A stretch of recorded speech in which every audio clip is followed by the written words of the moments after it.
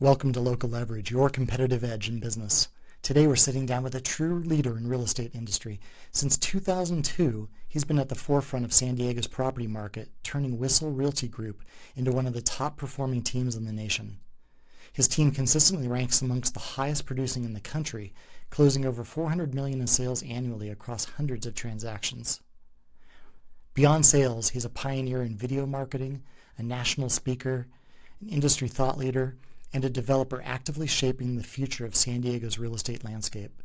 Today we're going to dive into how he leverages Entrepreneurial Operating System, or EOS, to streamline his real estate ventures, the art of navigating partnerships, and how AI technology has propelled his success. Without further ado, please join me in welcoming Kyle Whissel. Kyle, it's great to have you on the show. Thanks, man. I'm excited to join you guys today. Yeah, I appreciate it. It's great. I got so many questions. I mean, you touched so many different areas of real estate, and I'd love to know a little bit more about your journey, how you got here, but for those listening, you have been crushing it. I think San Diego is an extremely competitive market, and despite that, you guys are kind of number one spot, right? Yeah, so my team locally in San Diego, we have about 120 agents, and we have 15 stateside staff and about 30 international staff to support everybody. So there's somewhere around 150 people total in the organization. This year, goal is to do 1,075 units, which would be $830 million in volume, 19.5 million in GCI. So that's our goal here locally in San Diego. And then we're part of eXp Realty, have just under 12,000 people that are part of my group called Fast Forward Movement at eXp.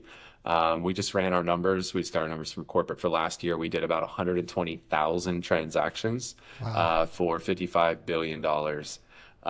So if we were a brokerage, our Fast Forward Movement, we would be like top 5 in the country as a standalone brokerage, and we're just an organization within eXp. So Super impressive. We do a good amount of business. That is fantastic. Now you guys started your family business. You started in '79, as I understand, right? And so did your dad start the business and you took it over? Yeah, so my mom and dad were born and raised in Buffalo, New York, and so I'm a huge Bills fan. And they moved to San Diego, luckily, a few years before I was born. So I've never actually lived in Buffalo, but all my roots, my family, everybody is in Buffalo. My dad jumped in on the commercial side in 1979. I was born in 81. I jumped in when I was 20. So while I was still in college, I bought my first property because back then they just put a mirror under your nose. If you could fog it, they would give me a loan. So I successfully fogged a mirror when I was 20 and they gave me my first loan. And now I've been in the business for a little over 20 years. I'm in over 1,000 units on the apartment side. As an investor, I'm in about 750 units on the storage side, 200 units on the mobile home side. And then now we're also developing multifamily and building ground up here in San Diego, and have about 200 units in the pipeline in various different stages of development. Wow, great. A ton of diversification in there. Is your dad still a part of the business, or when did you take it over? So I was with him on the commercial side when I first started, and then I didn't want to work with my dad anymore. Just decided I can't handle this when he was like still having me fax stuff to clients. I just couldn't handle it anymore. I was, Dad, we don't need this. He's like, no, that's how the clients want it. I was like, I don't think so, Dad. I just think call the email. So I branched out. I moved from the commercial side with him, and then I started my own brokerage on the residential side. And the residential side was just more appealing to me, just the frequency of closings. I mean, we're at a point now we're closing like 2 or 3 houses literally every calendar day, which is really fun. Whereas commercial, it was like closing 2 or 3 houses a quarter, or 2 or 3 properties a quarter. So the frequency of transaction, I really like that speed on the residential side. And then I love like that feeling when you get to hand the keys over to a buyer for their first home, or you get to, see $1 million+ wire hit a client's account on the sell side. Like that's just so different. It's so fun. That's really cool. When you started out on your own, how long were you kind of solo before you started building your team? And I mean, now you're huge. But yeah, I mean, I've never worked a day in my life without an assistant. I'm a big proponent of that saying, if you don't have an assistant, you are the assistant. So even from my very first day, I've had an assistant. And so I ran for It's probably 2 or 3 years with just an assistant until we really started to grow. And I screwed it up every which way possible in the beginning, like just hiring friends that I didn't train or trying to like outsource my leads to my friend's brokerage, trying to get them to convert stuff because I couldn't handle it. And so I really, really like went all in about 2010. And when the first year, when I started a team, like a true team, we did 82 transactions and I lost my ass off because I was just Wow. hiring anybody and everybody that first year. Once we really started like figure out the avatar of like who's the ideal agent in our world, we jumped from 82 to 242 Oh, wow. transactions. So we had Yeah. a Huge almost unlock there. 3x leap Yeah. just by really understanding who's a fit for us and more importantly who's not a fit for us. I think a lot of times like especially somebody sees me 120 agents like, okay, I just need to hire agents. I need to hire agents. Like, no, you don't. You can't just hire anybody and everybody, especially when you're smaller. You have to do a little bit more due diligence on who you're hiring to make sure that there's somebody that's really going to be a culture fit, core value fit, and then can actually, work within the framework that you've built. Yeah. The problem we had is at that point, I was like in my 20s. So we were very tech forward. And, I had people that couldn't even log into their freaking email. So it's like we're trying to be very tech forward, and I got guys that can't log into their email. They don't remember their Gmail password. So that was just there was a lack of congruence there. When once we realized, like, not that an older agent that's not tech savvy can't be successful, they're just not an ideal fit in our Right. world. And so just really focusing on young, hungry, humble How is did you really go kind of the about key. determining that avatar, and how do you actively screen for it? Because it seems like it's a combination of skills and attributes and maybe even behaviors. Um, yeah, how did you determine it, and what do you do now to tease that out? Yeah, I would say when we were small, it was totally different than where it is today. I mean, an average month, we're bringing in 8 to 10 agents now, where most people, that's bigger than their entire team. Exactly. And that's Yeah. like a month worth of recruits. So I would say when we were much smaller, I was very involved in the process, whereas today I'm not involved at all until they've actually not only been hired, but they've gone through a 2 week training and then I meet them for the first time. So it's changed substantially. So when we were smaller, I was much more involved in the process. We would utilize things like a disc profile, which if anybody out there is like relying on a disc profile, you should not. A disc profile just kind of gives you a starting point, similar to like what ChatGPT does right now, right? Like you shouldn't rely on ChatGPT to do everything for you, but it's a good starting point It's an for indicator. things. Yep. Yeah, so we would do things like a disc profile, but we would sit down and have multiple meetings. They would meet with different people on the team. One of the things that I always used to love doing is just taking them out for sushi, just take them out to a lunch and really get to know them and get them around the other team members. Because when you're a small team, you really got to make sure everybody works together.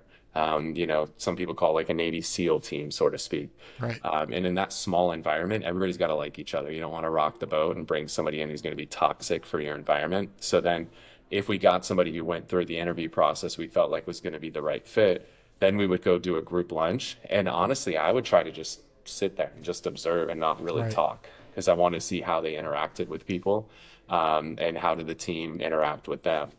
The thing that I found over the years is like the best agents are the ones that can just, you could plop them at a table with 5 or 6 random people and they can just strike up conversation, right? And be magnetic to where people like them. So that's what I'd really look for. If they would sit at the table and they were just, either Kind on of their a phone flower. because, Yeah. they were nervous or they couldn't carry a conversation, or people just got a bad feeling about them, like those are really good tests. So it was like it was an interview, but they didn't really realize it was an Right. interview when they were there. Right. They just felt like, oh, that's cool. He's taking me out to lunch. But that was all part of the process. Yeah, it sounds like you really key in on that cultural fit, which I'm a huge believer of. I mean, honestly, I think I would um, prefer to hire based on culture fit, even over maybe some of the skills or other attributes. For sure. Yeah, I mean, we've progressed so much. We're big proponents of the EOS system, Entrepreneurial Operating System. Yeah. And one of the big components of that is really establishing true core values. I think there's a lot of people that come up with core values and they say, okay, we have them and we put these things on a wall, but they never talk about them. They don't hire to them. They don't fire to them. They don't do raises and reviews to them. Like they're just these things to say like, yep, we have them. Where us, like, they are everything. I don't care if you're the number one agent on my team or the number 120 agent on my team. Like, if you are not a core value fit, you will get fired. Yep. And so the core values, like literally, we just finished up our company meeting, and every meeting we won't start the meeting until we get at least 3 core value shout outs. So we make a big point of it every single meeting. We have a Slack channel for the team, and people are constantly shouting out other people for core values. We do awards quarterly for people that are, really excelling in each of the core values. And then we do our annual awards at the end of the year. And those core value awards are worth more or are more prestigious than the production awards in our company. So we actually get through the production awards quickly and then focus on the core value awards, because honestly, those are more important than the production awards, because those are what drive the production. The better job we do of bringing in people that are core value fits, the better the production will grow. Yeah, that's great to hear that you're that centered on it, and also using EOS as the framework for that.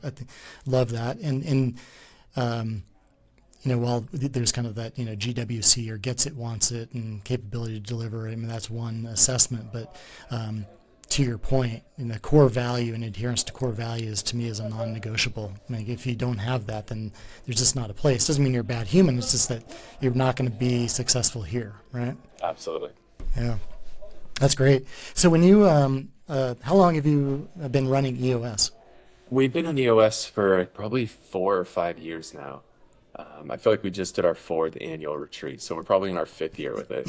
What was your adoption of EOS like? Did it just flow naturally, or did it take you a number of quarters to kind of get the team used to developing rocks and all the other kind of pieces of EOS? Yeah, I mean, we kind of got to a point where my team was like, if we don't do something here, I'm going to leave. So the team kind of forced, like, they didn't know what something was. They just knew something needed to change. And then I joined Entrepreneurial Organization. It's very similar acronyms, Yep. not related. But I joined Entrepreneurial Organization, where everybody in there is either a founder or co-founder of a business doing a minimum of $1 million a year, or I guess it's now $2 million a year here in San Diego in revenue. And I got into this world, and everybody runs all different types of businesses. So whether it's a plumber, or it's a financial advisor, or, an inventor, or whatever. But I just kept hearing it all. We're talking about EOS, EOS, EOS.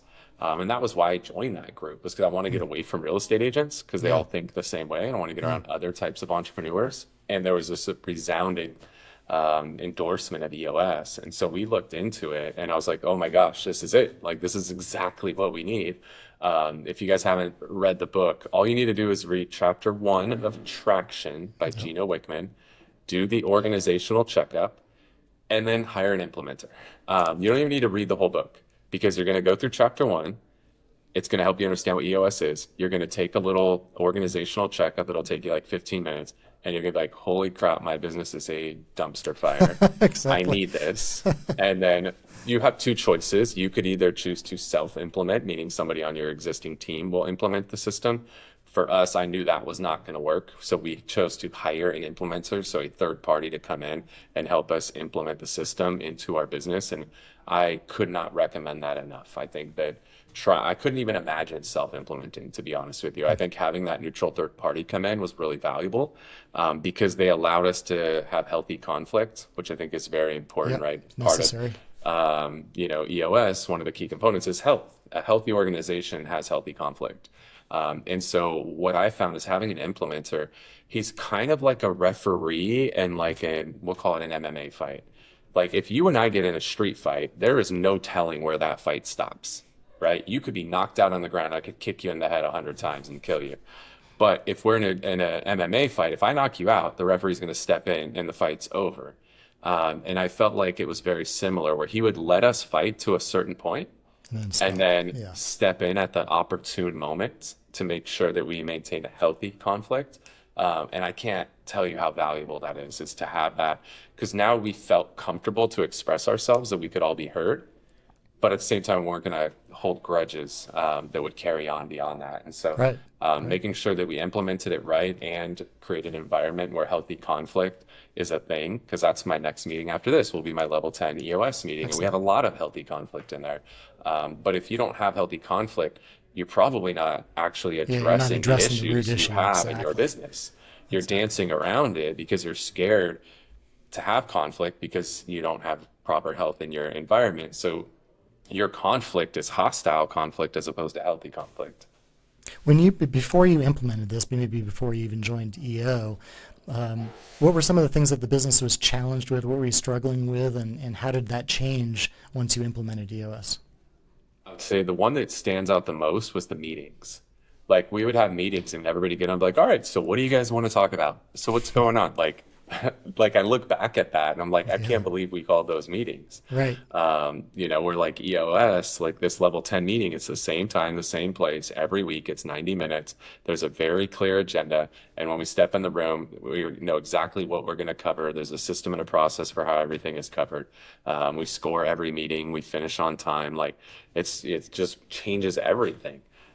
So I would say that hands down is the thing that like stands out the most to me is just having that level 10 meeting every week is massively important. And then the second thing was just having a proper, which we now call an A chart or an accountability chart, where a lot of people have an org chart, but it doesn't have who's accountable to what in the organization. So it kind of takes an organizational chart to a deeper level. And so having a proper accountability chart where we got crystal clear on roles and responsibilities as well as who's accountable to what and to whom. Those two things I would say are the two that stand out the most in our organization. Yeah. With your team growing as rapidly as it is, how do you bring people into the EOS fold? And because these are going to be new behaviors in a lot of cases, they might not have had any exposure to EOS. How do you make them a productive member of your EOS framework and operations? Yeah, I would say our agents are very shielded from it because they're not involved in any of these meetings, with the exception of our quarterly meeting, which we call it internally. I know in EOS terms, they call it your all hands meeting, which is not sexy. Nobody wants to go to an all hands meeting. So we call it our vision casting meeting. And so that quarterly meeting is essential to make sure that, the company sees us in this room for 90 minutes every Tuesday. They don't know what the hell is going on in there. So having a quarterly where we say, hey, here's what's going on with the company. This is everything that we rolled out last quarter. Here's exactly how it all works. Here's what we're working on for the following quarter. And just making sure that they know where my head's at, where the whole leadership's team head is at, so that we're all rowing in the same direction. Because if we're on a boat and you're rowing forward and I'm rowing backwards, we're just going to spin in freaking circles. So to make sure that we're all rowing the same direction, those quarterly meetings are really, really helpful for all of the agents in the company. And then we also go over our VTO or our 2-page business plan at that quarterly to make sure that everybody knows not only what is the goal for this year, but also what are we looking at, on a 3-year and a 10-year, which my brain doesn't calculate 10 years. So we do 1, 3, 5. Okay. Yeah. So we shrank, you're supposed to do 1, 3, 10. We just go 1, 3, 5. But it's making sure that people not only know where we're at, but where we're going. And most importantly, how they fit into that plan. Right. Because I think that's something a lot of people make a mistake on is they don't bring people and make them a part of the vision. They are just, an accessory to the vision, sort of. They're just like I don't know what the right term would be. It's escaping me right now, but they're not part of the vision. They're just like a tool that gets used to make my vision happen. And that's not healthy. I need them to be a part of that vision. Yeah. And so in EOS parlance, you are the visionary for the business? Absolutely, yeah. Yeah. Okay. Yeah. And do you have a strong integrator? Yeah, I'd say the integrators, one of the keys, so probably could have hit that earlier too, is that's the third biggest change, I guess, is that as a visionary, I go to events, I think I've been to 4 events in the last 4 weeks. It's like I come home and I have pages and pages of notes. And previously I would come back and be like, all right, guys, we're going to do this and we're going to do this and we're going to do this. And I didn't think through any of it. I was just, ready, fire, aim. And we were just rolling out new stuff all the time, but I was never stopping to think about exactly how is it going to work from, beginning to end, and how does it affect this and what about that? I never thought about those things. So I was just puking things all over my team constantly. Yeah. And I was half-assing them when I would roll them out. And then the problem too is because I was the one that was rolling them out, I was the one who was getting all the questions in return.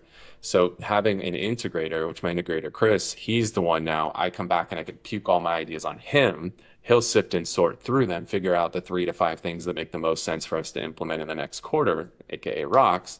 And then he will take his time understanding exactly what the rock is and build the system and the framework around it and think about the what if this and how does it affect that, so that when it rolls out at the quarterly, it's, it's really buttoned up, and we're only doing 3 to 5 things a quarter versus me doing like 3 to 5 things a week on the team. Right, right. How do you manage to kind of capture all the ideas? Because I'm sure as the visionary, often the challenge is I have, 10 things that I learned last week, and they all feel valuable and something I want to go do.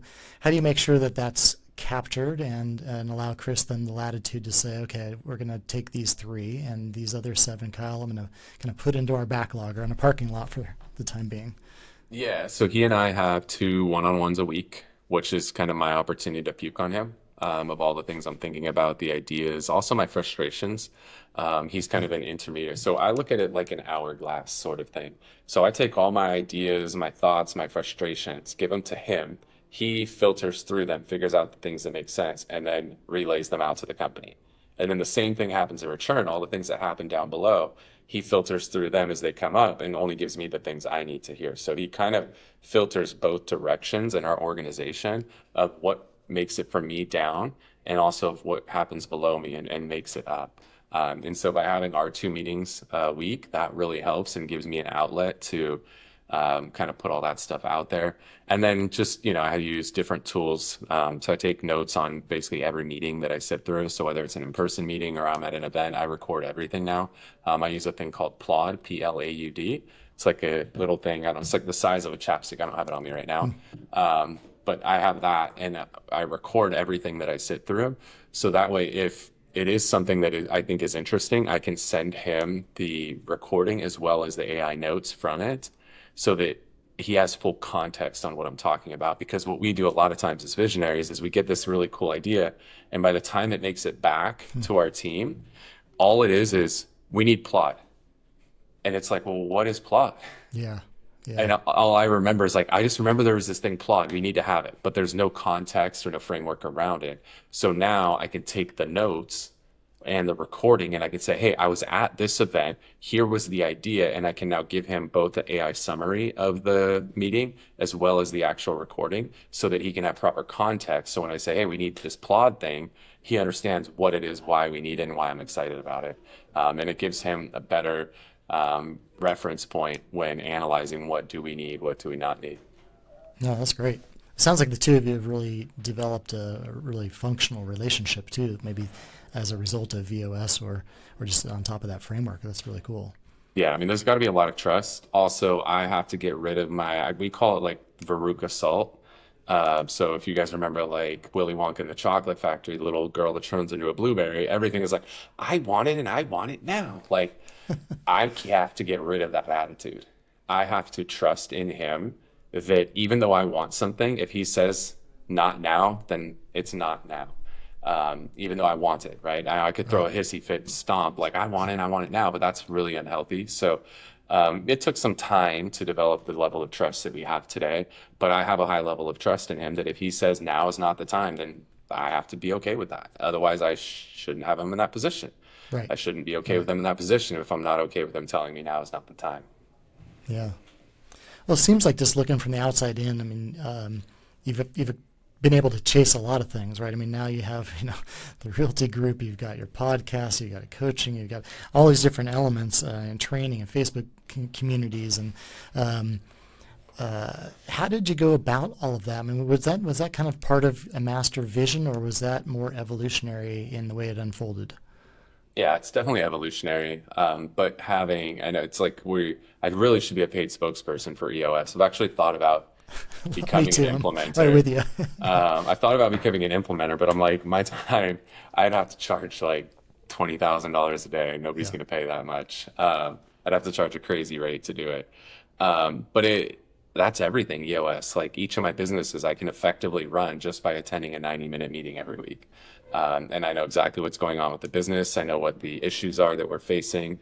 I get updates on all the big things, which were referred to as headlines that happened over the last week. Like that, I can operate each business within 90 minutes a week. And so I'm at a point now where I only work 4 days a week. I'm home by 6 o'clock on each of those days, and I don't work Friday, Saturday, Sunday. and I'm still operating 3 companies that are all 7-figure plus companies at this point. And that's just not going to happen without a system. And again, that system's EOS for us. So we rolled out EOS in each of my 3 different businesses, which is my sales team, Whissel Realty Group, my EXP organization, Fast Forward Movement, and my development company, Infill Innovation. So all 3 of those run on EOS. And that's essential. And I feel like I could continue to add more companies, as long as I'm running them all on that same system. And then by having everything running on the same system, it's easy, right? Like, because I know exactly how these things work. I know what's happening in them. And 90 minutes a week, you can really have a good grasp on what's happening in your business. Yeah. I'm really curious. I mean, a while back, I guess, you partnered with Chemo once and created kind of a super organization. Were you already running EOS at that point? And kind of how did you assimilate that, make that partnership come together cohesively? And I'm sure you had different, frameworks and behaviors and all the rest.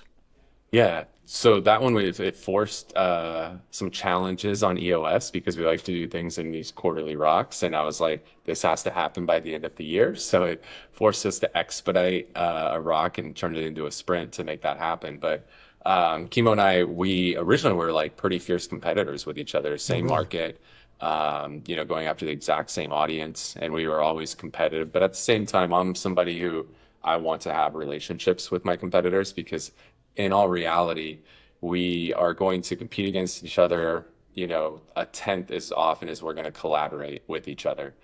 So I've always kind of taken that approach where like my biggest competitors, I try to have a friendly, relationship with them, even though we're competitors. And so that further when our kids ended up in the same exact class in school. Oh, really? And so now we were seeing each other, on a pretty consistent basis. And that kind of helped build the relationship a little bit more. Our kids happen to hit it off and be good friends with each other. So that really helps our relationship evolve more than just like the business relationship that we had. But now we, became family friends as well. So the level of trust became really high there. And then Chemo ultimately decided to make a move out to Tennessee. Felt like that was best for his family. And so he made that move and was running his team remotely from Tennessee. And I think ultimately got to a point he realized that it wasn't serving him or his agents in the way that I think either would hope, and realized that one of the best things he could do for himself and for his agents was to partner with our group. And so with the EOS system, that really allowed that integration to work seamlessly to where we still have, we had all of his agents join here at Whissel. We took over his database and he still helps us out with the marketing and does some of the coaching and mentoring and whatnot, but ultimately allowed us to do what was best for his agents, give them the time and attention and tools that they needed, also give him the freedom to live in another state and not have to be flying back here every few weeks. So it's really worked out well both directions. Taking on a partner is such a huge thing, right? Just like to your point, there's so much trust and alignment in values and goals. I mean, all these things have to come together. Did that just kind of naturally evolve because you had that friendship, or you established that on a personal level first? And what were some of the challenges that you had to overcome as kind of a duo when you decided to join forces? Yeah, I think that one's worked really well. I have another one that hasn't worked so well. So best piece of advice I got even in going into every partnership is like you can go into a marriage without a prenup. You can't go into a partnership without a prenup. That just cannot happen. You always hope for the best, but I don't know what the numbers are, but I would guess the number of business relationship partnerships that fail is higher than the number of marriages that fail. I would think so. I don't know that for a fact, but we probably throw it in an AI and get an answer pretty quickly. So if there's a very high probability that a partnership's not going to work out, it's foolish to go into something without having, an agreement in place that addresses all the what ifs. So I think that's just a big piece of advice for anybody who's listening or watching this is make sure you sit down with an attorney and have those tough conversations up front, right? They're tough conversations, just like when you set up your trust and do your, what is that form? Your medical directive. Like that sucks. Like nobody wants to answer the question. Like if I'm in a vegetative state, what happens? What do you do? Like, gosh, that's terrible, right? Like, but you have to. You got to do that in a business relationship too. So that would just be a huge piece of advice, is get that done up front. Because in one of my partnerships, it's not working so well. The fact that I have that agreement to fall back on, it just gives me so much peace of mind to know that I can go back to this document that we both discussed and put in writing and sign, Yeah, so that it's not going to get complicated, right? that's Like, because right. we can fall back on that. So I would say that's a huge piece of advice for Love that. anybody who's tuning in right now. And then as far as like how did we make that work, I think that the two partnerships I have that are working extremely well, what I would say is that there's got to be a very high level of mutual respect both directions. So I have a partnership with Dan Beer as well. And when Dan and we've been partners for 7+ years now. We've never had one fight in 7 years, which is crazy. And we talk to each other every single day. We travel together. We're running an organization that's bringing in millions and millions of dollars of revenue. We don't fight. And the reason for that is that there's such a high level of respect that if I believe something should be done a certain way, but Dan or even Chemo, right? They're like, no, it needs to be done this way. Like, I'm confident in this. Like, this is the way to do it.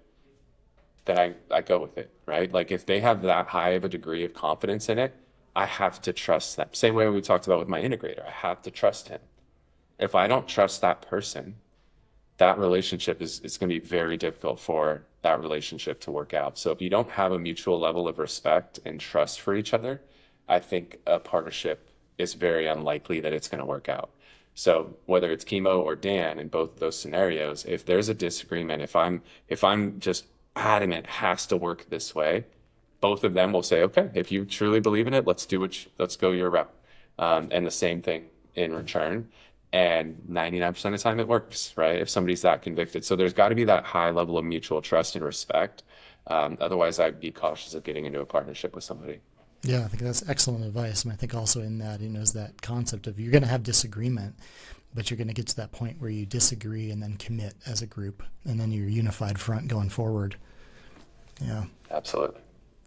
I want to pivot a little bit because you brought up AI a couple times just in passing, but it just has me really curious about not just AI, but technology and how you see that changing the landscape for the business you're in, and kind of what does 2025 look like relative to technology adoption and testing? Yeah, I mean, I'm a huge proponent of it. My daughter, who's 8, we were in a hot tub recently, and she's like, "Daddy, I want to start a business." I was like, "Okay, this is fun. What kind of business?" She's like, "I don't know." And I was like, "You want to ask ChatGPT?" She said, "Yeah." So we went through like probably 100 ideas, and there were like a couple that she liked. Being a I saw YouTuber, this of on course. Instagram, by the way. Yeah. So like being a It's great. YouTuber is like, that's, of course, every kid wants to be a YouTuber, but I don't know if every parent wants their kid to be a YouTuber. So I had to talk her off that ledge, and I kind of guided. Gift baskets were one that she like thought was cool, and I was like, in my head, I'm like, oh, this is easy. I got 120 agents in the other Right. room that will buy these things. So kind of helped guide her in that direction. And then it was like, okay, well, now you need to come up with a name for your company. And so she punches in, well, she actually likes to talk to it. It's more fun for kids to talk to it than the type. So she starts talking, getting ideas, and she like picks the name that she wants. And then we like go make sure the domain's available, register the domain. Then I reach out to some of my friends that are like females that are amazing marketers. I'm like, what should we build this thing on? They're like, here's a link to Stan, build a Stan store. So like she goes on and builds her Stan store. And then she starts to write out a business plan, and she's like, what should I put in my baskets for St. Patrick's Day? And it gives her a bunch of ideas. And so her and her mom go and get the stuff, put the baskets together. Then she like comes up with a script to do a launch video via AI. Then she uses like a teleprompter app and records a video of her pitching her gift baskets. And then we present that to the team.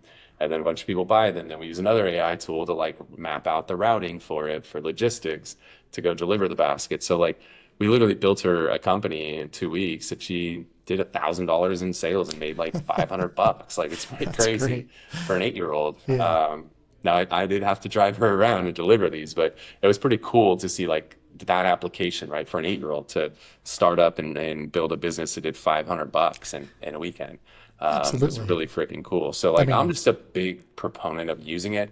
Right now we're calling this stuff AI. I think we're generous calling the way we're agree. using it today AI. I think it's a very advanced search for the most part. Now there's some uses that are truly AI, but I think a lot of what we're doing is just more advanced search, but we're calling it AI. So we'll just run with it. It's not worth fighting over. But I like using it to give me a really good head start on things where, like, I couldn't have come up with 100 business ideas for my daughter. I couldn't have come up with 100 names for her business. Like, couldn't come up with 100 things to put in these baskets. Like, there's just no way I could have come up with that much. So, it just is shortening the time that it takes to complete a lot of these tasks. And so then there's a lot of the stuff, in the real estate side that translates over, um, whether it's coming up with ideas of how to do things and coming up with posts for social is very easy, or coming up with ideas of videos that you should create, coming up with copy for posts that you're putting up. Because if you guys don't realize this, copywriters are some of the highest paid people in the whole entire marketing world. Like, copywriting is an art, and is extremely valuable. I think a lot of people sell the value of copywriting. So the fact that AI can help you so much with copywriting, now you should not copy and paste stuff from AI. You should spin it to make it your own, but it can at least give you, like, hey, give me a 500-word post about this, and then boom, you have it. Now make it your own and spin it. So there's basic uses like that.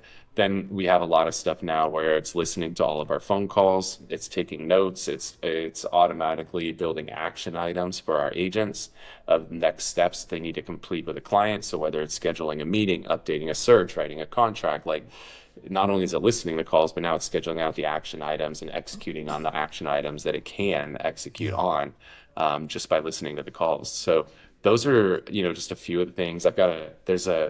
We use Shiloh is the one that we really like, that's listening to our calls, and it's scoring our calls. It's kind of like a sales coach for our agents. Right. So we actually at one point had a human listening to all of our calls and then sending the agent a scorecard. Now Shiloh just does that instantly and grades them and gives them opportunities for improvement. And then Follow-Up Boss is creating, like, action items and stuff off of it. So that stuff's powerful. Another one that I speak on stage a lot, and the one that's been really cool lately, is Gamma, Gamma. The website is gamma.app. There's not actually a Gamma app, which I think is stupid naming convention, just like Opus Clip's a stupid name. But Gamma is a really cool one where you could just go in there and say, like, give me a slide deck about why I should clean my carpets every quarter. And it will build you like a 10-page slide deck about it with images and charts and graphs. Like, it's phenomenal. Or you could take your ugly ass slide deck that you built, throw it in there, and it'll just make it beautiful for you. So that to me is a little bit more AI there. That's like my current favorite, just because I speak on stage so much.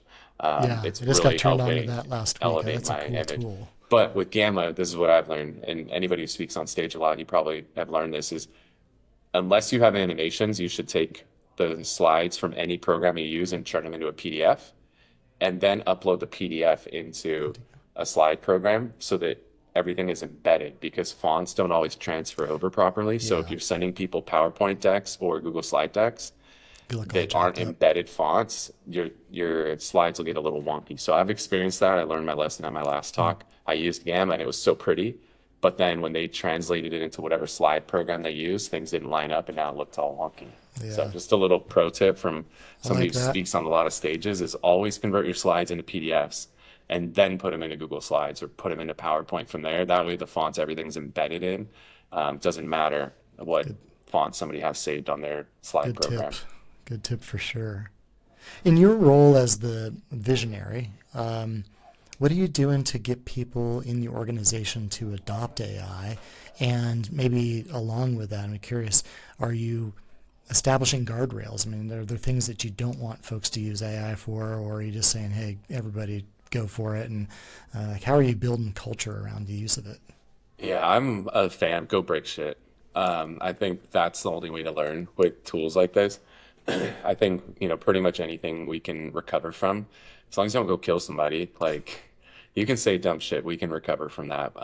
So I'm a fan of pushing the limits with these things and giving people some autonomy to just go out there and try stuff.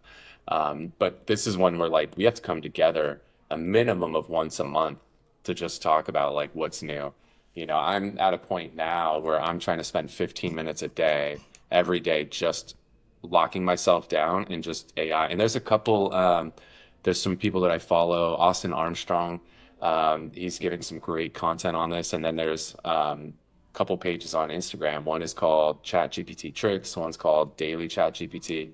And just if I just follow what those guys post every day, and I just spent 15 minutes to read what they posted and try it, like where I am in a month from now, by just spending 15 minutes a day, 30 days later, like I'm in a different stratosphere from everybody else Absolutely. who's still just going on GPT to like, give me a listing description for this Right. house. Like, Right. so just like 15 minutes a day, it can completely change things because that compounds at a crazy, crazy rate. And AI is evolving so fast too that, you know, what's good today, like, you know, Gemini just today came out with like a new version that can like remove watermarks off of images Right. in a second, and nothing else has been able to do that before. So it's like learning, oh, if I need to do this, this one works, and starting to understand which ones have which capabilities is so Yeah. powerful. I find, I don't know if you have the same thing, but I mean, because it moves so fast and also the capabilities continue to just expand. I'm on the same track, like I'm trying to dedicate time every day, but to me, it's not only just what tools are available, but it's also for myself. Like, how do I open my aperture and think about how I could apply it? I just find that, you know, my own mindset around it or my own limitations are, you know, oftentimes the ceiling, and I need to break through those by getting more exposure and sharing my experiences around AI with others and hearing what they're doing. Is that similar for you? Yeah, so within our fast forward movement at EXP, we do a mastermind. We have 10 different masterminds that we do, but it's a monthly topic now on AI. It's just, all right, it's been a month. What are you guys doing now? What's new? What are you rolling out? Like, and that we're mastermind, like we have a mastermind tomorrow that you have to do a minimum of 50 million or 100 units to be in that mastermind. So now I'm talking to my peers, which I think Yep. is important, that are all running teams and figuring out how everybody in that group and just reconnecting on that on a monthly basis of what have you guys all figured out. So it's like if all of us go out and we all spend 15 minutes a day on this, and then we come back together and we could just make magic happen, and we just keep doing that, and like the way that we Yeah. grow this thing is ridiculous. So I'm a big fan of not just living in a bubble, and there's so many people that I think have this like really negative mindset. Oh, this is my thing. I gotta keep it to myself. Like, let me know how that works out for you 10 years from now. Because my mindset of abundance and giving everything I do away to everybody, that's helped me build 3 7+ figure a year businesses. And to me, it's like every time I do give, in my eyes, you know, I'm a John Cheplack fan. What he talks about is like those are just deposits in the Absolutely. relationship Yeah. equity account. The more I give, I give, I give. And so now it's like when I do need to make a withdrawal, right, I actually have equity that I can withdraw out of That's that bank right. account or that relationship. So I'm just a huge fan of giving everything I do away. The reality is, Gary Vee says 99% of people won't do shit with it anyway, so you might Right. as well give it all away. But just the fact that you know come out there as somebody who's just constantly giving everything away that they do, I think has really helped me get to where I am in my life and in my career. I've heard that a number of times, and I'm also a believer in that. I think that's great. If you lead with giving, it'll come back, or you know, people will then tap into you to actually make it happen, right? Even if you are giving away the ideas. Yeah. I really like that. Kyle, what do you see as, I mean, the big opportunities in the real estate space for 2025? Like, where are you focused, or where would you recommend other folks in the space, you know, focus and double down for this year? Outside of AI, like block out all the distractions. I think, you know, people constantly, like I was in this cycle a while ago, a few years ago, where I was going to so many events. It was like I'd go to an event, I'd get 50 ideas, and then while I'm at the event, I'd fall way behind. And then I'd come back from the event, and now I'm playing catch up. And I never actually implement any of those 50 things. And then all of a sudden, I'm going to the next event, I get 50 more things. And then I fall behind, and then I get back, and then I catch up, and now I have 100 things. But then it's time to go to the next event, and it's just this vicious cycle. So I think a big thing for us in our growth has just been not doing new things, just focusing on the fundamentals, right? In football terms, it's blocking and tackling. Like Right.